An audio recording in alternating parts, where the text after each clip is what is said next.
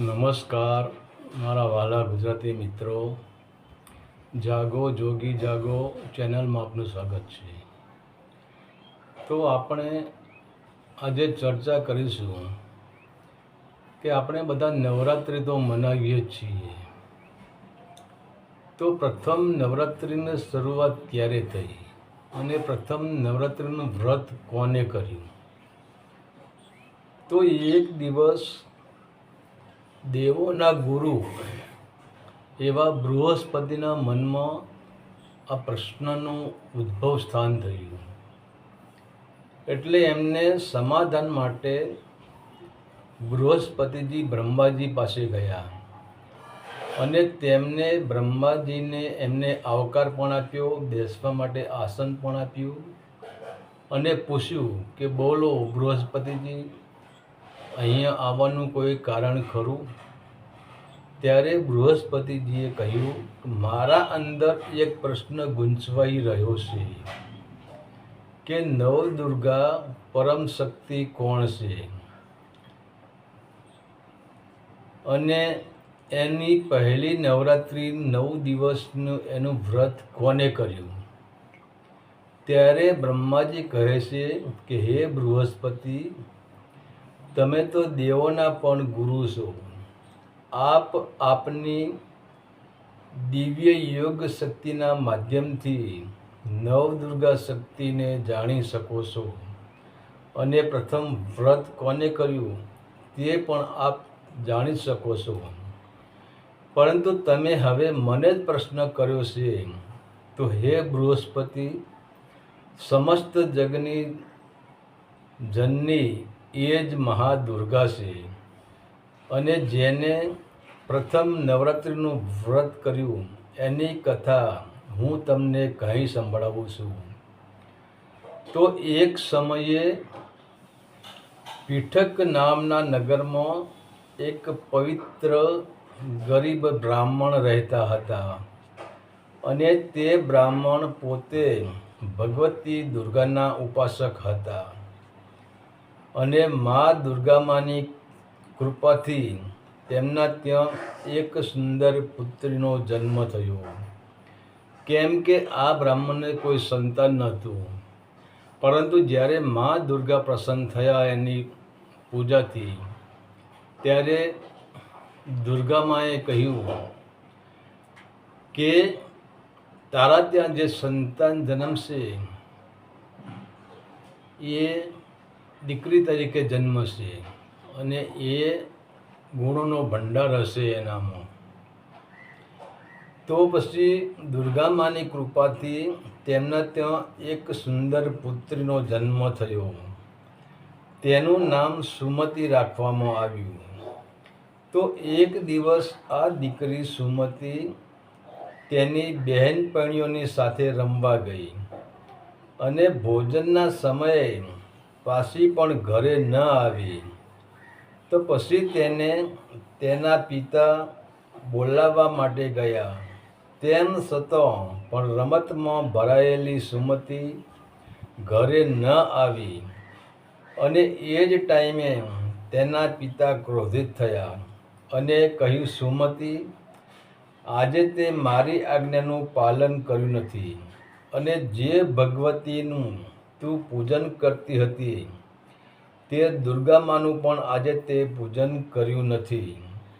ત્યારે સુમતિજીએ પિતાજીની માફી માગતા કહ્યું કે હે પિતાજી, હું રમવામાં એટલી બધી મશગુલ થઈ ગઈ હતી કે મને મા દુર્ગાની પૂજાની પણ યાદ ન રહી.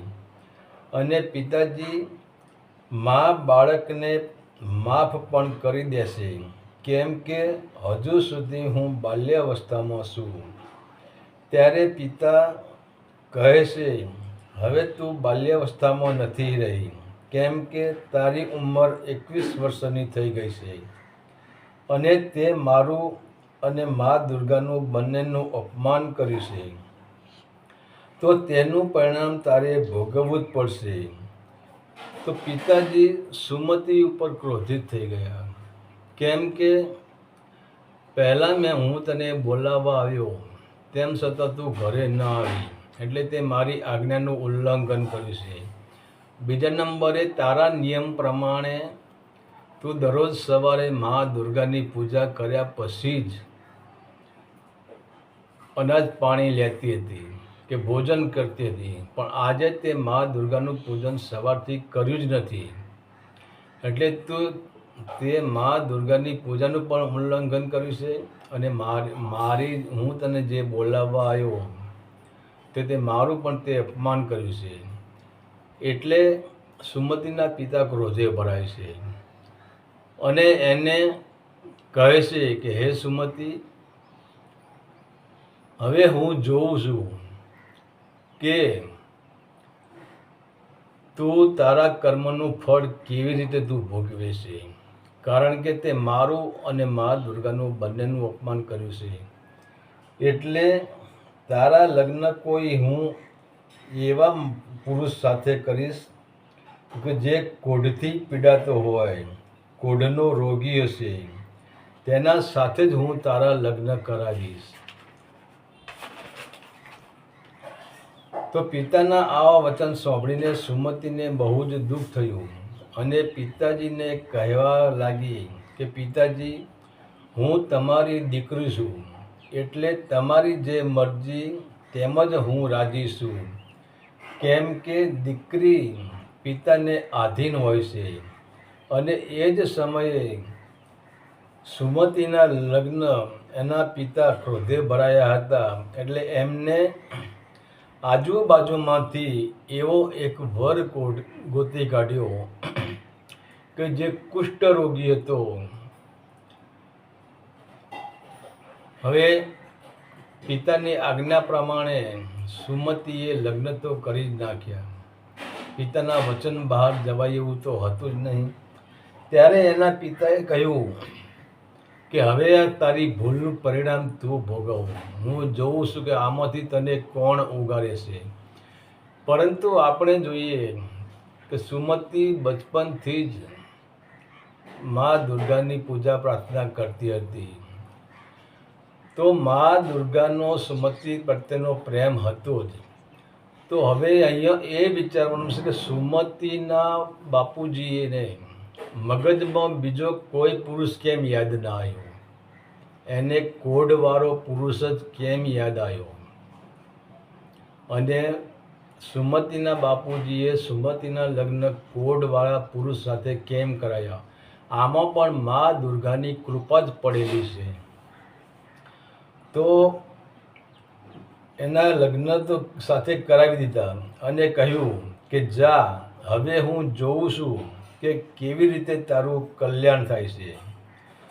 તો સુમતિ પોતાના પિતાના આવા કટુ વચનો સાંભળીને વિચાર કરવા લાગી કે ખરેખર મારા ભાગ્યમાં આવું જ લખાયેલું હશે.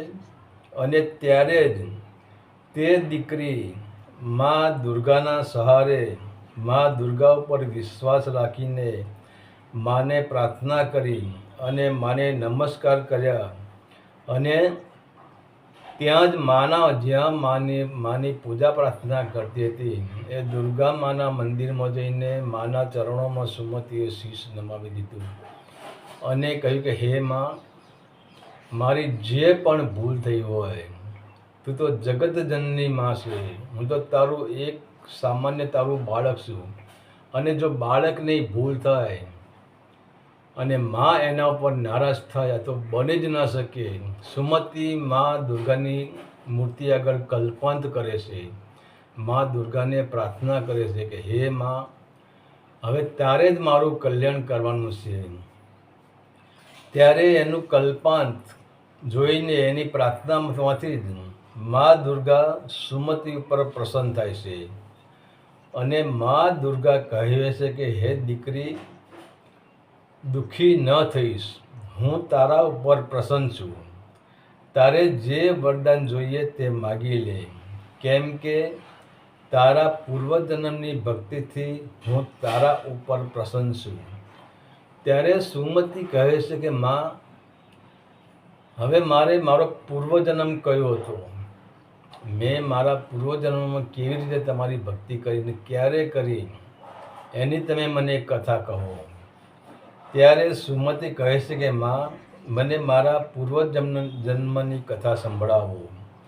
ત્યારે પ્રસન્ન હૃદયે મા દુર્ગા કહે છે કે તું પૂર્વજન્મમાં ભીલના ત્યાં હતી, તું ભીલ કન્યા હતી અને તારા પતિનું નામ નિષાદ હતું. અને તમે લોકોએ કોઈ જગ્યાએ ચોરી કરી જ નહોતી. એમ છતાં તારા ઉપર અને તારા પતિ નિષાદના ઉપર ખોટો ચોરીનો આરોપ આવેલો હતો. અને તમારા ઉપર ચોરીના આરોપના લીધે તમને 9 દિવસની સજા પડી હતી. તમને 9 દિવસ કારાગૃહમાં નાખવામાં આવ્યા હતા અને તમે 9 દિવસ કારાગૃહમાં તમે વિતાવ્યા હતા. ત્યારે તારા પતિ નિષાદ અને તું બંને જણો 9 દિવસ સુધી નવરાત્રિ કરી.